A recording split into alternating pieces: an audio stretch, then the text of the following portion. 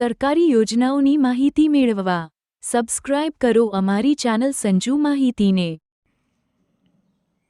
નમસ્કાર મિત્રો આજે એટલે કે તારીખ 1 સપ્ટેમ્બર 2025ના રોજથી મિત્રો ટેકાના ભાવ માટે ઓનલાઈન રજિસ્ટ્રેશન મિત્રો ચાલુ થઈ ગયેલ છે। સરકાર દ્વારા મિત્રો મગફળી, મગ, અડદ અને સોયાબીન માટે વર્ષ 2025-26માં જે પણ ખેડૂત મિત્રો વેચાણ કરવા માગતા હોય તે ખેડૂત મિત્રો માટે 1 સપ્ટેમ્બરથી લઈ અને મિત્રો 15 સપ્ટેમ્બર સુધી ટેકાના ભાવ માટે ઓનલાઈન રજિસ્ટ્રેશન મિત્રો ચાલુ કરવામાં આવેલ છે। સરકાર દ્વારા મિત્રો આ વખતે ટેકાના ભાવે જે પણ ખેડૂત મિત્રો વેચાણ કરતા હોય તેમના માટે મિત્રો નિયમોમાં થોડાક સુધારા વધારા કરેલ છે। તો અરજી કરતી વખતે મિત્રો આ વખતે તમારે થોડાક અગત્યના મુદ્દા છે જે મિત્રો ધ્યાનમાં રાખવા પડશે, નહીંતર તમારી અરજી રિજેક્ટ અથવા તો મિત્રો નામંજૂર થઈ જશે।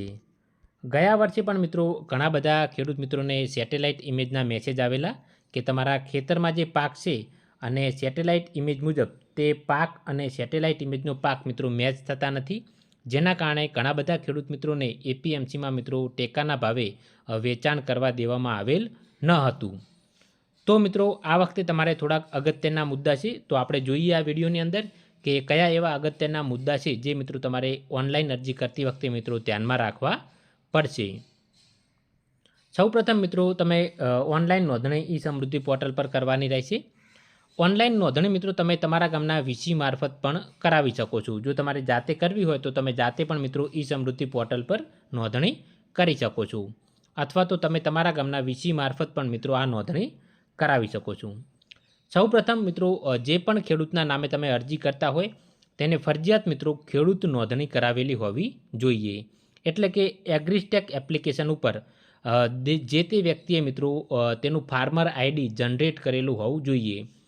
તાજેતરમાં મિત્રો સરકાર દ્વારા આની જાહેરાત કરવામાં આવી હતી કે દરેક ખેડૂત મિત્રોએ ફરજિયાત પોતાનું મિત્રો એક ફાર્મર આઈડી કાર્ડ બનાવવાનું રહેશે। તો જો હજુ સુધી તમે ખેડૂત નોંધણી ના કરાવેલી હોય તો સૌપ્રથમ મિત્રો તમારે ખેડૂત નોંધણી કરાવવાની રહેશે। જો તમે ખેડૂત નોંધણી નહીં કરાવેલી હોય તો મિત્રો તમે ટેકાના ભાવ માટે ઓનલાઈન અરજી નહીં કરી શકો, કારણ કે મિત્રો આ જે ફાર્મર આઈડી છે તે સરકાર દ્વારા આધાર કાર્ડ સાથે લિંક કરેલ છે, એટલે જ્યારે તમે ઓનલાઈન અરજી કરવા માટે આધાર કાર્ડ નંબરનો મિત્રો ઉપયોગ કરશો ત્યારે ફરજિયાત ત્યાં ફાર્મર આઈડી આવશે, અને જો ફાર્મર આઈડી મિત્રો ફેચ નહીં થાય તો મિત્રો તમને ઓનલાઈન અરજી એટલે કે આગળની કોઈ પણ પ્રોસેસ કરવા દેવામાં આવશે નહીં। તે સિવાય જેટલા વિસ્તારની અંદર મિત્રો વાવેતર કરેલો હોય તેટલો જ વિસ્તાર ઓનલાઈન અરજી કરતી વખતે નાખવો, અન્યથા મિત્રો તમારી અરજી રદ થઈ જશે। એટલે કે માનો કે તમારે જમીન કુલ 3 હેક્ટર અને 42 આરે છે, આ પ્રમાણે મિત્રો તમારે જમીન હોય તેમાં માનો કે તમારું જે વાવેતર છે તે એકચ્યુઅલમાં વાવેતર 1 હેક્ટર અને 50 ગુંઠા જેવું હોય, એટલે કે મગફળીનું વાવેતર છે ધારો કે આપણે તેમાં 1 હેક્ટર અને 50 ગુંઠા વાવેતર છે, તો તમારે વાવેતર વિસ્તારની અંદર મિત્રો આટલો જ વિસ્તાર બતાવવાનો રહેશે। જો તમે પૂરેપૂરો વિસ્તાર વાવેતર એરિયાની અંદર બતાવશો તો પણ મિત્રો સરકાર દ્વારા તમારી અરજી ડાયરેક્ટ રિજેક્ટ અથવા તો નામંજૂર કરવામાં આવી શકે છે। બની શકે કે તમને સેટેલાઇટ ઇમેજનો મેસેજ આપવામાં આવે, પરંતુ આ વખતે સરકાર દ્વારા થોડાક નિયમો મિત્રો કડક કરેલ છે, તો તમને મેસેજ ના પણ આપવામાં આવે અને ડાયરેક્ટ પણ તમારી અરજી મિત્રો સરકાર દ્વારા રિજેક્ટ અથવા તો નામંજૂર કરવામાં આવી શકે છે। ઓનલાઈન અરજી કરતાં પહેલાં મિત્રો તમારે તમારા ખેતરનું ડિજિટલ એટલે કે ક્રોપ સર્વે થયેલ હોવો જોઈએ।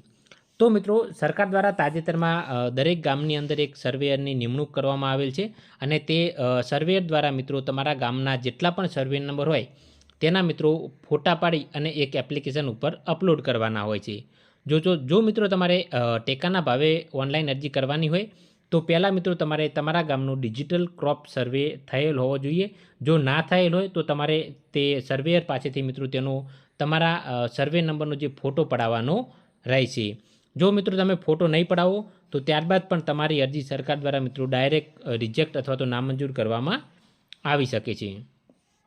બીજું મિત્રો સરકાર દ્વારા અરજી મંજૂર કરતી વખતે ડિજિટલ ક્રોપ સર્વે એટલે કે આ સર્વેયર દ્વારા જે ફોટો પાડેલ છે તે અને સેટેલાઇટ ઇમેજ બંને મિત્રો મેચ કરવામાં આવશે, અને જો આ બંનેમાં એક જ પાક જોવા મળશે તો જ મિત્રો તમારી અરજી માન્ય ગણવામાં આવશે। એટલે કે તમારા ગામના સર્વેયર દ્વારા જે મિત્રો ફોટો પાડવામાં આવેલ છે તે અને સેટેલાઇટ ઇમેજ આ બંનેની અંદર મિત્રો એક જ પાક જોવા મળશે તો જ મિત્રો તમારી અરજી માન્ય ગણવામાં આવશે. તો મિત્રો તમે જેટલા વિસ્તારની અંદર વાવેતર કરેલું હોય ને તેટલો જ વિસ્તાર ઓનલાઈન અરજી કરતી વખતે તમારે દર્શાવવું, જેથી કરીને મિત્રો પાછળથી તમારે કોઈ પણ જાતનો પ્રશ્ન ઊભો ના થાય.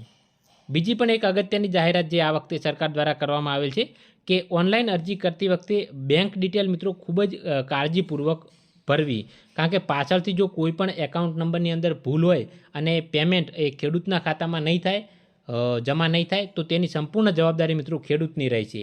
તો જ્યારે પણ તમે વીસી પાસે અથવા તો તમારી રીતે ઓનલાઈન અરજી કરતા હોય ત્યારે મિત્રો ખાસ જે બેંક ડિટેલ છે તે બહુ યોગ્ય રીતે ભરવી, નહીંતર મિત્રો ત્યારબાદ સરકારની કોઈ પણ જવાબદારી રહે છે નહીં. જો તમારા ખાતામાં પૈસા જમા નહીં થાય તો તેમાં સરકાર મિત્રો આગળની કોઈ પણ પ્રોસેસ કરશે નહીં. બીજું મિત્રો, દરેક અરજી માટે તમારે અલગ મોબાઈલ નંબર નાખવાનો રહે છે. જો તમારો મોબાઈલ નંબર ડુપ્લિકેટ થશે તો પણ તેના પર સરકાર દ્વારા આ વખતે મિત્રો અરજી રદ કરવામાં આવશે અથવા તો તેના પર મિત્રો તમને એક્શન લેવામાં આવી શકે છે.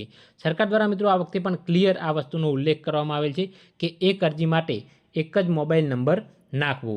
જો તમારા મોબાઈલ નંબરથી 10-15 મિત્રો અરજીઓ થયેલા છે તો બની શકે કે તમામ અરજીઓ રિજેક્ટ કરવામાં પણ આવી શકે, એટલે કે મિત્રો નામંજૂર કરવામાં પણ આવી શકે છે. તો આ પણ મિત્રો એક ખાસ ધ્યાન રાખવું કે તમારા મોબાઈલ નંબરથી એક અથવા તો વધુમાં વધુ 2 અરજી કરવી, તેનાથી વધારે અરજી કરવી નહીં, જેથી કરીને ડુપ્લિકેશનનો મિત્રો કોઈ પણ પ્રશ્ન ઊભો ના થાય. તો મિત્રો સરકાર દ્વારા આ વખતે આ થોડાક અગત્યના મુદ્દા હતા જે મિત્રો તમારે ઓનલાઈન અરજી કરતી વખતે ખાસ કરીને ધ્યાનમાં રાખવા પડશે, જેથી કરીને પાછળથી મિત્રો કોઈ પણ પ્રશ્ન ઊભો ના થાય. નહીંતર મિત્રો સરકાર દ્વારા તમને ટેકાના ભાવે મિત્રો વેચાણ કરવા દેવામાં આવશે નહીં. સરકારી યોજનાઓની માહિતી મેળવવા સબસ્ક્રાઇબ કરો અમારી ચેનલ સંજુ માહિતીને.